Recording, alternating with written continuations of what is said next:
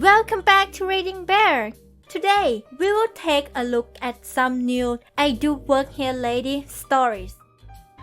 And if you enjoyed my content, please don't forget to subscribe to my channel and post some bear emojis in the comments. Let's go! The next one is titled, 911 caller upset at firefighter doing his job. I used to work as a firefighter in metropolitan Atlanta. If you have been to Atlanta, you know it is a city with not much land that is undeveloped. We got a call for a forest fire beside an interstate highway. There were 4 of us on the engine that day and we all were confused because there are no wooded areas where the call claimed it was, but we responded to check it out. What we found was a small grass fire, not a forest fire, in the grassy area between the highway and the adjacent access road. I cannot over-exaggerate how small the fire was. This was mowed grass, in a strip of land that was less than 3 feet (0.9 meters) wide and only 20 or so yards (18 meters) long. We all laughed and began to attack the fire by stomping it out with our feet. Someone who watched us pull up in the big red truck comes over to tell us not to do that because we will make it spread. I slowly moved my gaze from him to my co-workers, to the truck, and then back to him. At this point my mouth engaged before my brain. I said, "Well, if you know so much about fires, why did you call 911? You could have put this out with a squirt gun and saved us the trouble." He threatened to call the chief, and he did. I was reprimanded, but it was worth it. The next one is titled, Literally Wearing the Uniform. I am a nursing student and do my clinical placements at a public hospital in my area. I am 20 years old, and admittedly have a baby face and look fairly young for my age. In my country, South Africa, we wear very obviously noticeable uniforms with epaulets, nursing watches and badges. On one particular day on an internal medicine rotation I was going about my delegated duties, drip changes, medications and patient assessments, when I got a new admission. It was an elderly lady, she was not confused, and was well spoken. As I introduced myself and welcomed her to the ward, she gave me the stank eye and ignored me. I collected the necessary documentation and equipment for an admission and went to start the admission process. I explained to her that I wanted to take her blood pressure, test her blood glucose and HB levels, have to weigh her and perform an urinalysis. She asked me how old I am. I replied with my age and she lost it. She shouted me that I was an impostor, I am only a child and that I am going to prison for treating patients while being a child.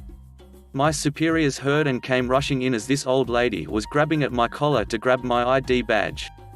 After some explaining from my superiors and a half-hearted apology from the lady, the lady finally accepted that I did, in fact, work at the hospital. After a while, she warmed up to me, and became the sweetest old lady ever. The next one is titled, I Want to See the Manager. I am the manager. This is my dad's story, not mine, though I viewed the whole thing. So my dad works in a company which makes machines for eye surgeries and selling them to huge eye hospitals. Is there a name for them? IDK. My dad is the district manager for the company, and that meant that he is the boss, main manager of the district. The owner doesn't live in our country.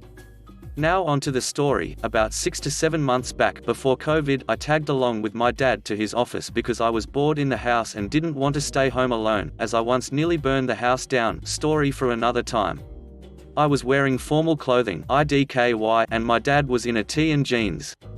I helped my dad and his colleagues to transport the machinery into the storage.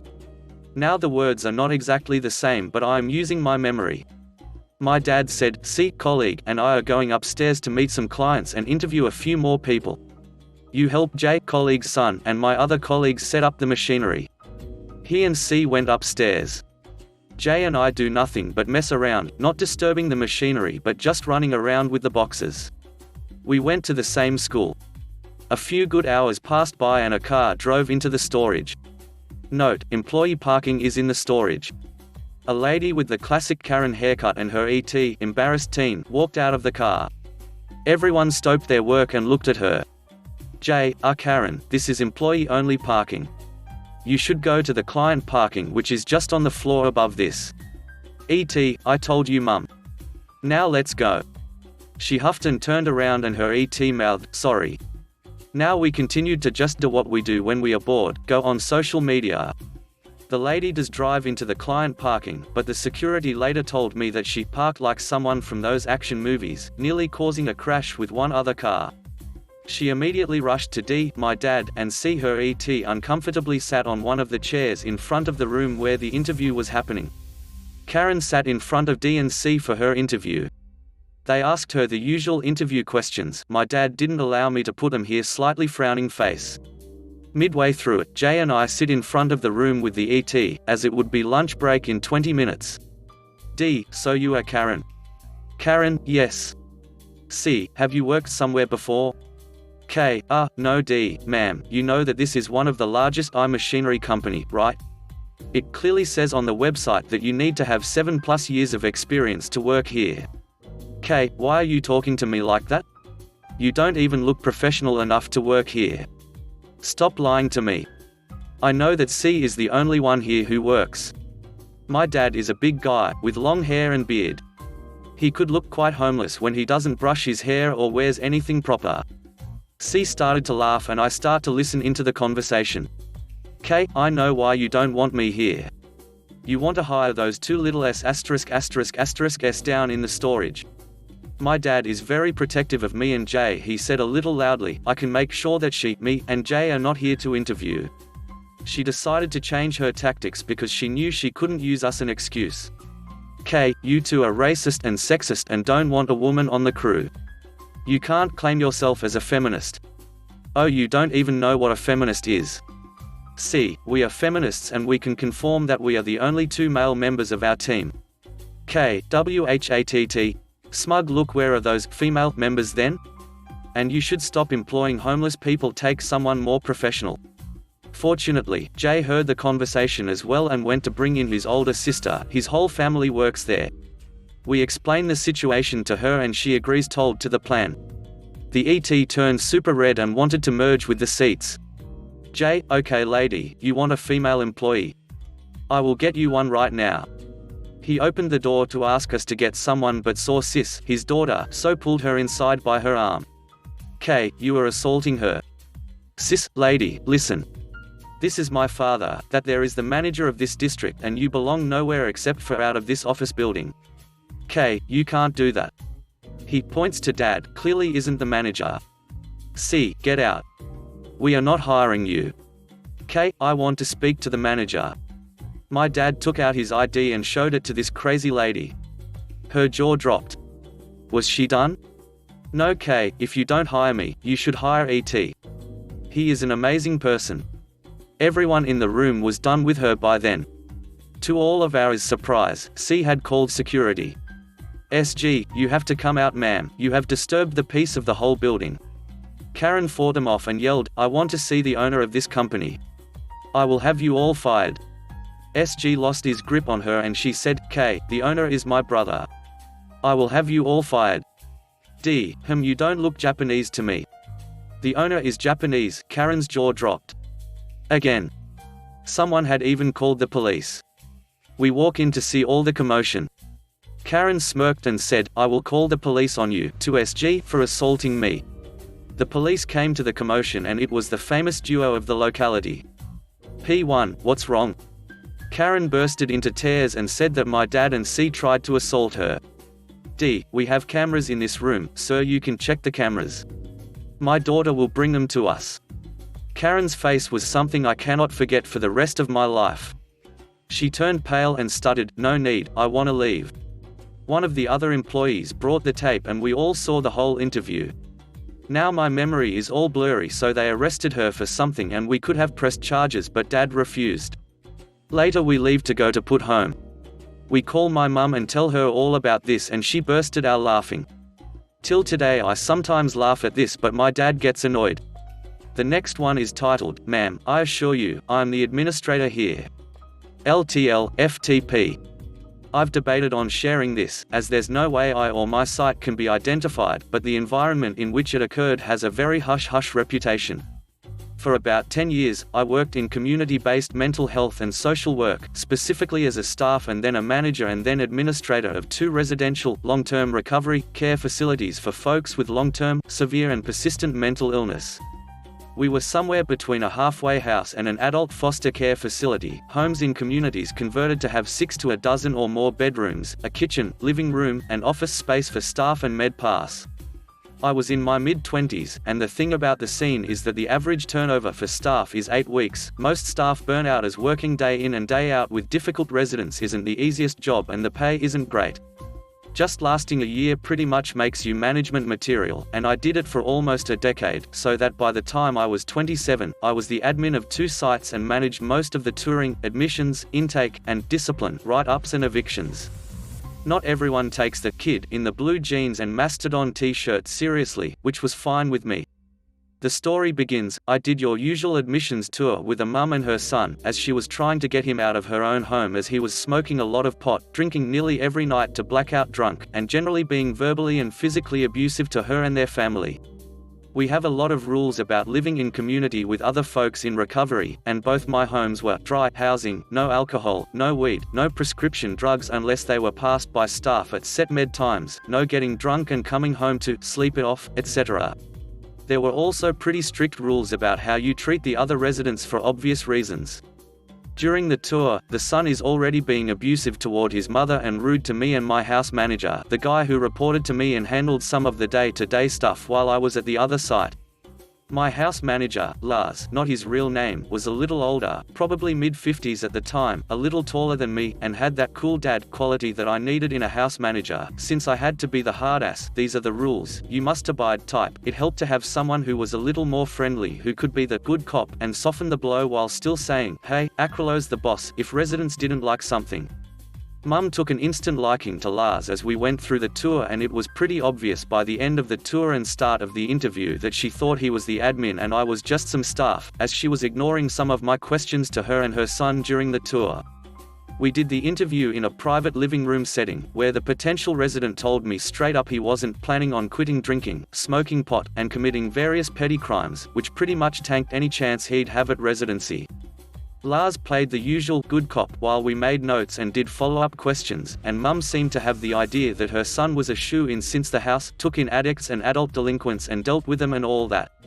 I had made a few statements about proper behavior in the community and residents that Mum seemed to laugh at. Oh, he's not going to clean his room once a week, he's not going to do his chores, I guess you'll have to do that for him.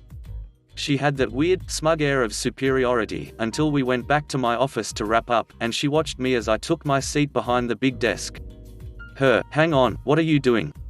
Why are you sitting in his, gesturing to Lars, who is in another chair next to my desk, seat? Me, I'm not. I'm sitting in my seat. This is my desk, my office. I'm the admin here.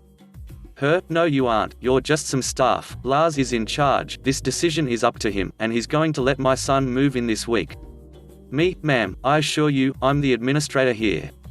Your son won't be able to move in this week, I don't have any open beds at this time and don't anticipate an empty bed until at least 2 months from now, and I already have a wait list of about a dozen folks, all of whom showed better manners and seemed more than capable of following some basic rules about respecting their peers and the house here.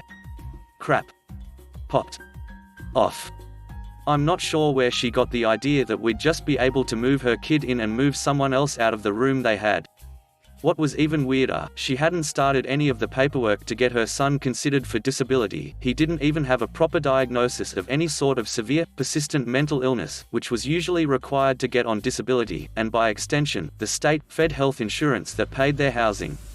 I'm not even sure why our director scheduled the tour and interview, given there were about a dozen missing pieces of paperwork necessary for him to be considered for housing. It got worse from there, and the play-by-play boiled down to her refusing to believe someone about her son's age was the head of the site, answering only to the Tri-Country Residential Director for the agency and then the Treatment Director and CEO. Meanwhile, the son is brooding, kinda quiet, as he's realizing that he'll probably be living at home with his mum for a while longer, and wouldn't be getting away from her to a new place where he'd be able to get away with drinking and smoking and behaving poorly. She wound up lodging a formal complaint, which kinda melted away when Lars backed my side of events. He was the good cop, not the stupid cop, and he didn't want someone this difficult in the house, either.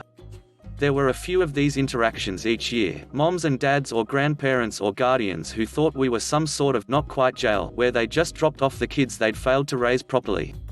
I don't say that to crap on individuals with true severe, persistent mental health issues, and obviously some of these folks had issues, but it was always a weird blend of sad, frustrating when these parents seemed to think we'd just move them in that afternoon without a thorough vetting process. The next one is titled, The Professor. It was the first day of a new semester at university, as a student in business administration. One of the new courses had to do with hospitality management, more specifically, restaurant management, and was being taught by a new professor.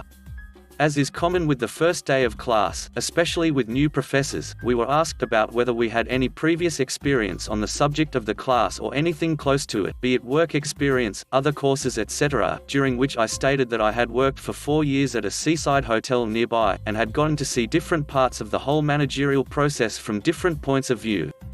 What came next was this conversation, in front of the entire class. Professor: Oh, you've worked at Seaside Hotel X? Me: Yeah, I have worked a bunch of different posts there during summers. P: How did you feel about working there? I've not heard the best about the higher-up management. M: Well, I personally had no problem with management, they're family after all. And I: P: Oh, I know that after so long people can feel like family, but still, my mentor is a close family member to the owners, and he has told me many stories about them and how they manage the hotel in not the best of ways, how they can be at times weird, etc. While she was going on and on about that, some of my friends who knew what was about to happen were looking at me wide-eyed, others smirking, and I was just laying back on my seat waiting for her to finish. M: I don't think you heard me right, miss. The management, the owners. They are my family. The owner is my grandmother. Never have I seen someone's face more instantaneously change between feelings and colors. First confusion, then realization, then embarrassment, and of course a few gasps from those who weren't in the know. After a good few seconds of silence, she turns to me and she just says under her breath, almost like a whisper, P: I'm so sorry. I just laughed it off and she just continued, and after we were dismissed went and told her that it's all good and to not worry about it. She told me that she just said what she was told from her mentor, who ended up being a second cousin of my grandma, that we have almost no connection to whatsoever. Lesson to learn: don't crap talk places you've never been to people you don't know. The next one is titled, Idiot Gets Roasted Hard. Quick story before I go back to work. Details: I'm Chinese in a not-so-Chinese friendly country, born here, and working as a Leo is just the icing on the cake. This happened in a neighboring country as I and my team was asked to go there to train as well as learn urban CTU tactics, swapping ideas and methods. Still in uniform, I went to the local market with a teammate when I bumped into a racist *shat.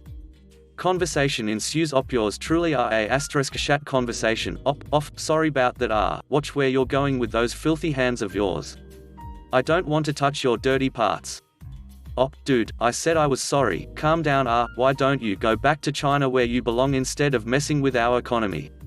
Opus: 1. Because your government paid me to be here to train the people who are upholding the law. 2. The Chinese here are raising the economy standards and are the reason why this mall is still able to stand. 3. You're not native either. The true natives are the Iban and Kadayan people. You're obviously neither, so why are you here?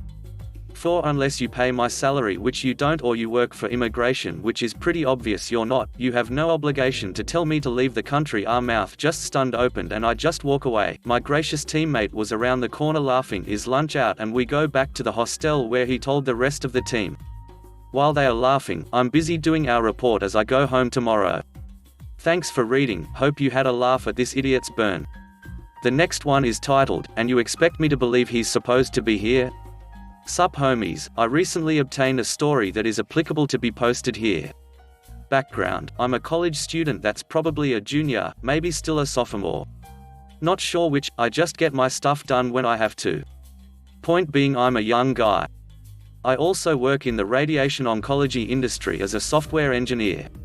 For those who don't know, radiation oncology is the treatment of cancer via linear accelerators that shoot beams consisting of protons, photons, or electrons to destroy cancer DNA and prevent cellular reproduction.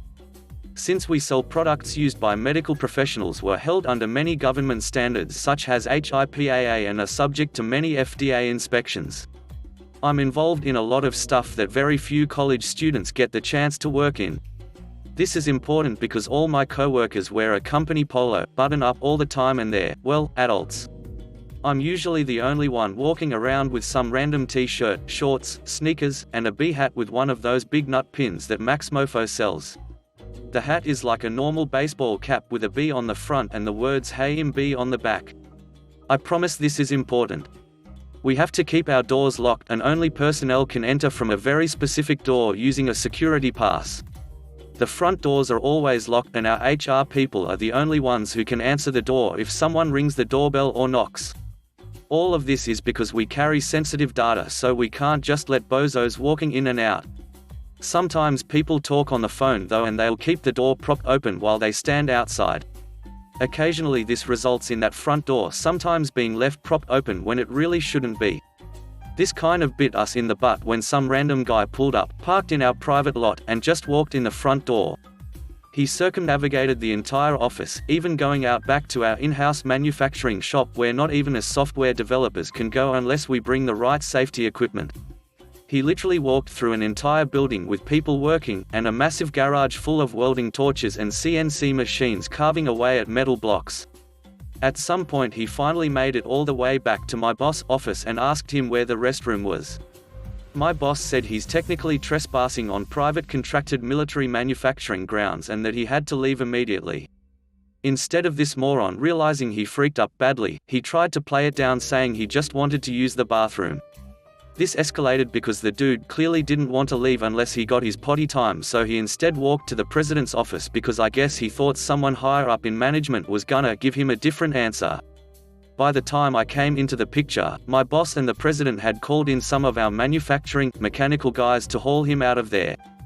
As they were literally dragging him out of the building, I walked in through the front door flexing my B hat, big nut pin, and AT shirt that said bad as iguana B on it, funny shirt I got from Mexico couple years back with an iguana on it.